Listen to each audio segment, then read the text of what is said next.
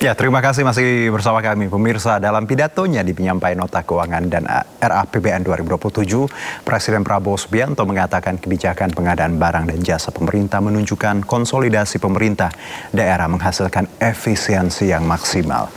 Presiden menegaskan efektivitas penggunaan anggaran penting dilakukan demi mencapai potensi realisasi program kerja yang lebih baik.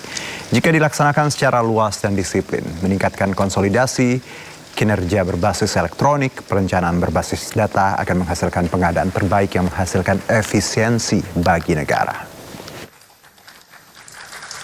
Data Lembaga Kebijakan Pengadaan Barang dan Jasa Pemerintah (LKPP) menunjukkan bahwa konsolidasi pengadaan pemerintah daerah saat ini telah menghasilkan efisiensi 20,86% pada 2025 dan 25,43% diperkirakan pada 2026. Jika dilaksanakan secara luas dan disiplin, konsolidasi, penggunaan katalog elektronik, perencanaan berbasis data, serta praktek pengadaan terbaik dapat menghasilkan efisiensi sampai 30% dari belanja pengadaan 1.200 triliun rupiah. Artinya, efisiensi dalam 1 tahun bisa mencapai 360 triliun rupiah. Kita bisa bayangkan 20 miliar dolar. Ini bukan angka yang kecil. Kita bisa berbuat sangat banyak dengan 360 triliun. Dan ini adalah di tangan kita. Saudara-saudara, sebagai contoh, tahun lalu layar pinter interaktif atau IFP yang selama ini dibeli oleh Pemda-Pemda secara terpisah di kisaran harga 150 juta rupiah per unit, setelah pembelinya kita konsolidasikan di Kementerian Dikdasmen, kita dapat membeli dengan harga 26 juta rupiah per unit.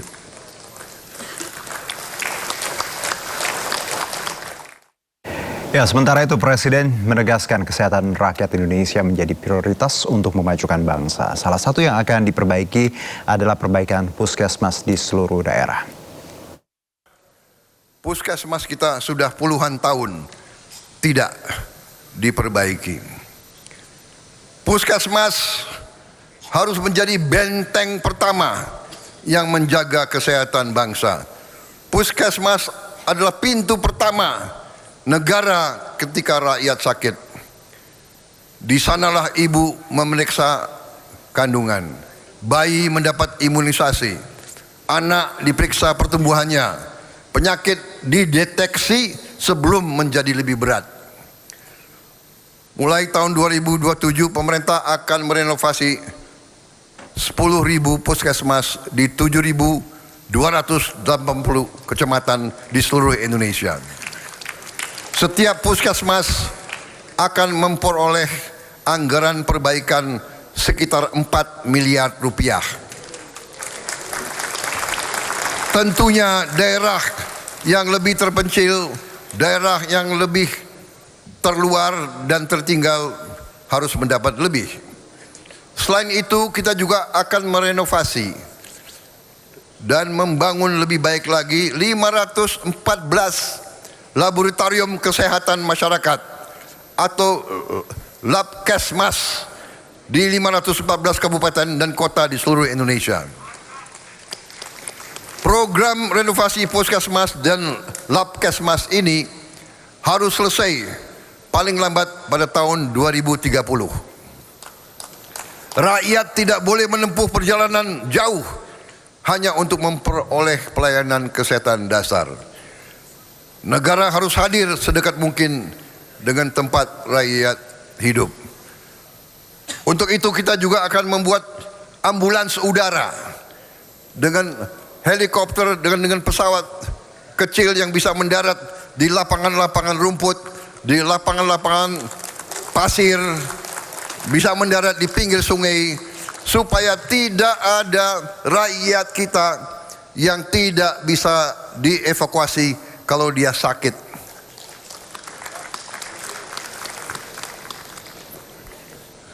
Saya mendapat laporan banyak ibu-ibu yang meninggal karena harus menempuh jalan 7 jam sampai 9 jam pada saat melahirkan. Pada saat sudah waktu mau pecah harus 9 jam karena tidak ada jalan yang baik, karena jembatan tidak bagus.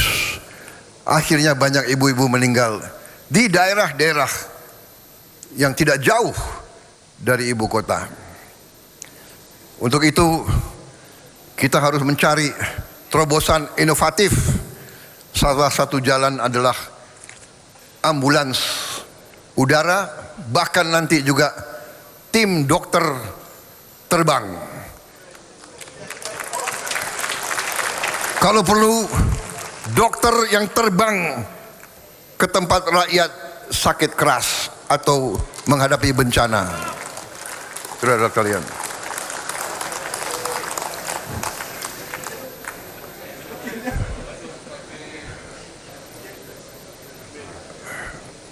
kedua, kita akan membangun dan merevitalisasi 441 rumah sakit umum daerah.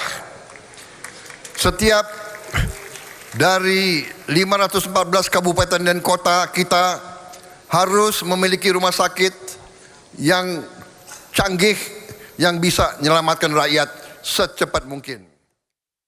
Ya, itu tadi pidato Presiden terkait kesehatan yang baik-baik kita aminin pemirsa, termasuk bagaimana tadi perbaikan puskesmas dan fasilitas kesehatan untuk seluruh masyarakat di tanah air. Nah, kalau kita bicara cita-cita ya tadi banyak sekali. Namun kini kita coba bahas bagaimana penyampaian asumsi makro pertumbuhan ekonomi Indonesia di 2027 yang disampaikan oleh Presiden di parlemen beberapa saat yang lalu. Apakah Prabowonomics, right, jangan dipisah, oke. Prabowonomics ini dapat mewujudkan 8% pertumbuhan ekonomi di tahun 2029 nanti. Sudah hadir bersama kami pengamat ekonomi Indef, ada Bang Rizal Taufikur Rahman. Assalamualaikum, selamat sore Bang Rizal. Waalaikumsalam Mas Iya. Juno, selamat sore. Iya, terima kasih sudah bergabung. Tadi udah nonton dong dari pagi sampai tadi jam 4-an? Iya pasti dari pagi ya, terus diselingi Jumat, kemudian baru selesai ya Mas. Betul, banyak sekali yang disebutkan Bapak Presiden dan juga bagaimana tadi pencapaian, ada juga target. Nah, tapi yang menarik dulu Bang Rizal, kita bicara ekonomi nih ya, ranahnya Bang Rizal. Ada target tadi 6% lah sampai akhir tahun. Is it possible? Di 2027 ya, 6% kan tadi. Asal ada catatannya ya, syarat untuk mencapai itu tentu engine growth-nya harus sesuai dengan upaya 6% gitu ya. Jadi memang angka ini sih di bawah dari PPKF ya. Tadinya 5,8 sampai 6,5 diambil tengahnya ya, 6% gitu. Memang jauh lebih realistis lah pemerintah gitu ya mentargetkan itu. Tetapi yang lebih penting adalah tadi engine growth-nya itu dari mana gitu. Nah, saya melihat ada beberapa catatan gitu ya. Apakah investasi gitu ya, atau konsumsi rumah tangga atau perdagangan luar negeri, atau lagi-lagi dari pengeluaran pemerintah yang luar biasa ya. Karena kan di laju pertumbuhan ekonomi di semester 1 ini ya 2026 katakanlah ya 5,45%, di mana kuartal 1 5,61 ya, kuartal 2 5,29. Ini kan semuanya makroekonomi indicatorsnya paling tinggi adalah dorongan dari transfer payment kan, government expenditure. Dan kalau kemudian ini lagi-lagi melalui itu berat sekali ya.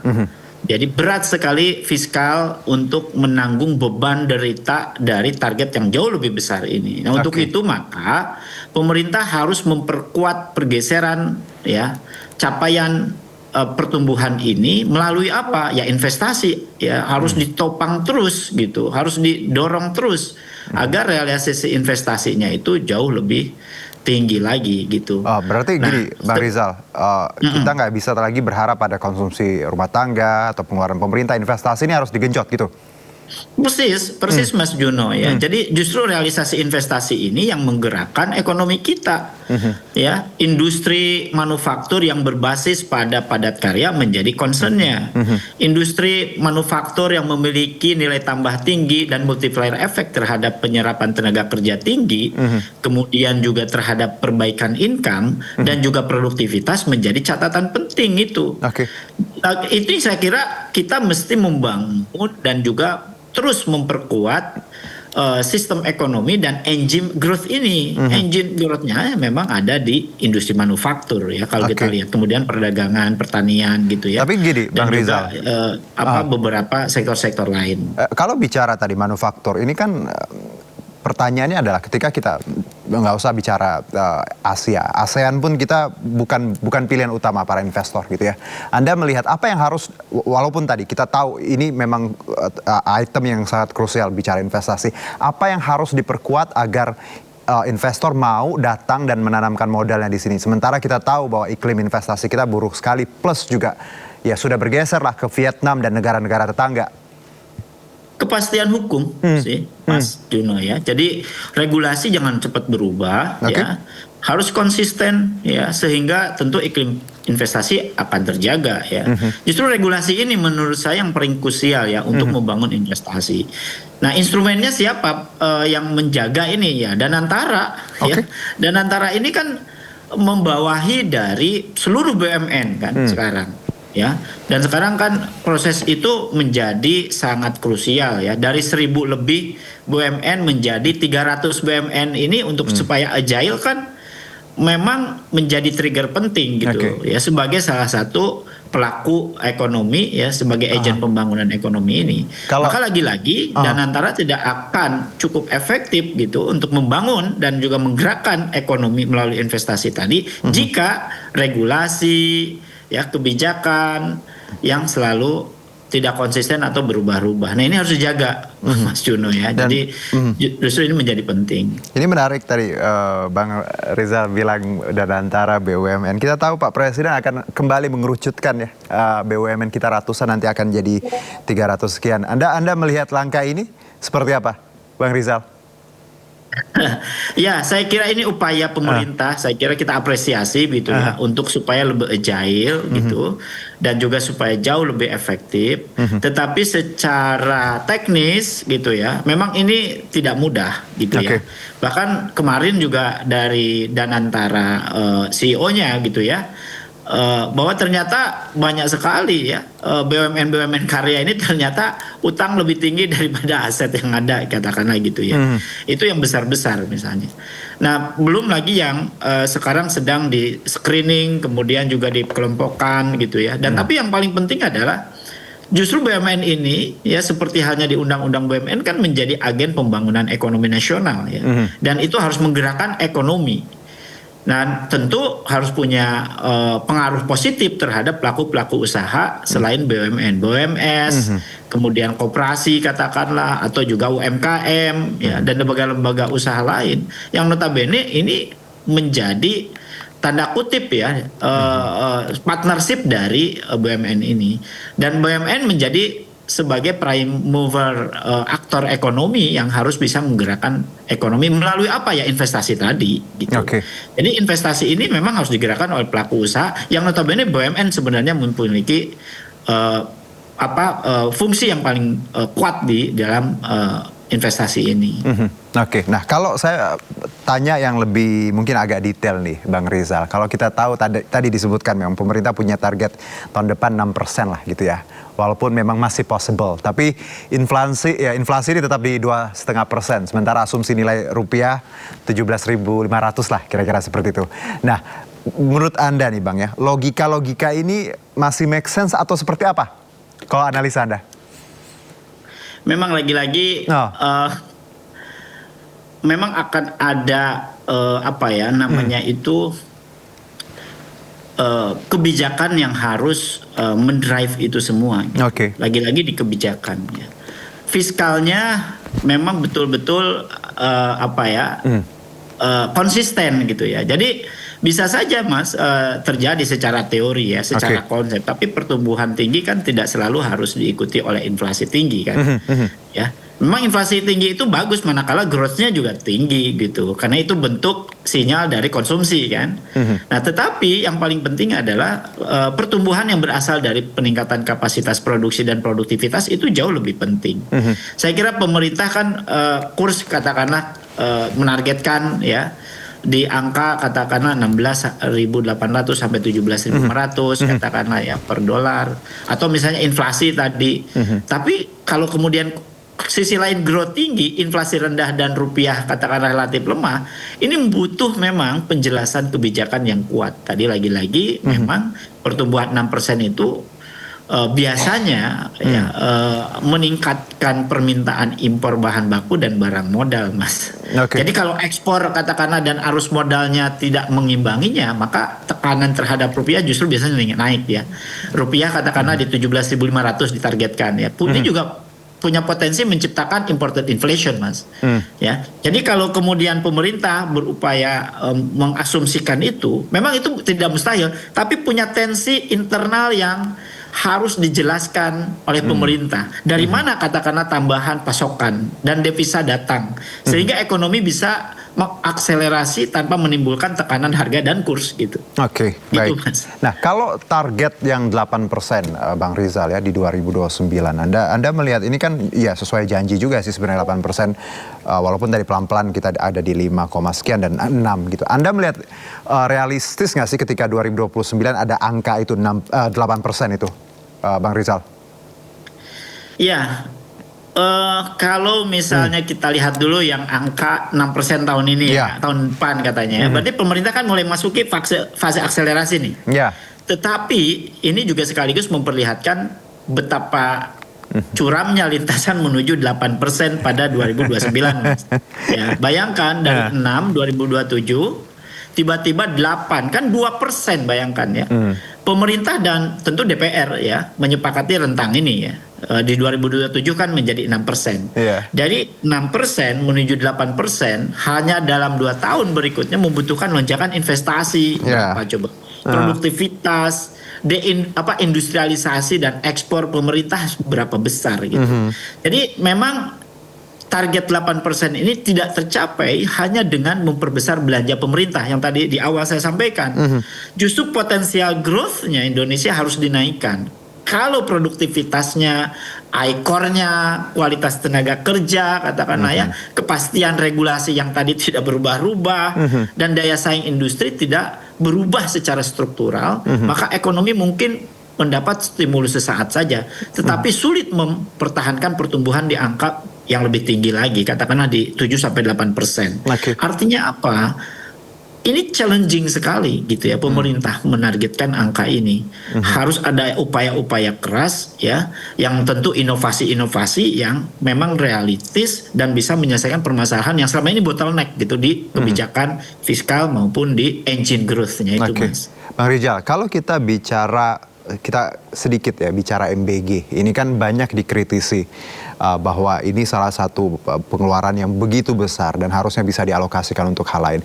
Ada catatan di sini, Bang, walaupun tadi Pak Presiden tetap akan melanjutkan, tapi dengan banyak perbaikan ke depannya agar hasilnya juga maksimal. Anda punya concern soal MBG dan RAPBN dan juga belanja kita? Ya, pemerintah saya kira udah mau 2 tahun ya MBG ini berlangsung ya. Mestinya lesson learn lah. Itu sudah cukup banyak lesson learn-nya ya. Bahkan secara pengelolaan ya, birokrasi ya, bahkan saya kira ada moral hajat di situ dan sebagainya. Itu pembelajaran penting gitu ya. Jadi next-nya MBG ini seyogianya itu harus betul-betul selektif ya, dan targeted. Ya, jangan kemudian target yang 80.000 itu mestinya ditinjau ulang. Dalam konteks bisnis prosesnya itu juga harus dievaluasi ya agar jauh lebih efektif kemudian juga memberikan dampak yang lebih real gitu ya. Jadi targeted sasaran ini saya kira menjadi catatannya. Kemudian SPPG yang selama ini katakanlah tidak sesuai standar ya tentu harus dipertimbangkan gitu ya. Dan yang paling penting lagi adalah bagaimana MBG ini bisa memberikan tidak hanya dampak yang ditargetkan, tetapi tentu bisa memperbaiki kelembagaan ekonomi yang menopang ya dari dari program ini. Karena harapannya ya MBG ini kan bisa menghidupkan supply chain di desa terutama begitu ya, atau supply chain yang menopang SPPG itu. Dan kelembagaan ini menjadi concern yang penting di dalam perbaikan MBG ke depan. Selain dari targeted tadi dan juga realistis gitu. Ya, karena ini jumlah uang yang sangat besar, tidak hanya bisnis prosesnya harus diperbaiki, monitoringnya juga harus sangat terstruktur dan juga tentu saja harus rutin gitu ya. Dan tentu evaluasinya juga menjadi utama gitu, sehingga inovasi perencanaan atau desain perencanaan itu terus berinovasi gitu. Oke, Bang Rizal, satu mungkin kalau kita lihat pidato Presiden banyak sekali ya ada ya tadi pencapaian segala macam dan juga target di tahun depan. Anda ada punya catatan yang ingin Anda highlight yang mungkin belum saya tanyakan, menurut Anda Bang Rizal apa yang harus ya mungkin jadi catatan dalam pidato tadi menurut Anda? Ya, catatannya saya kira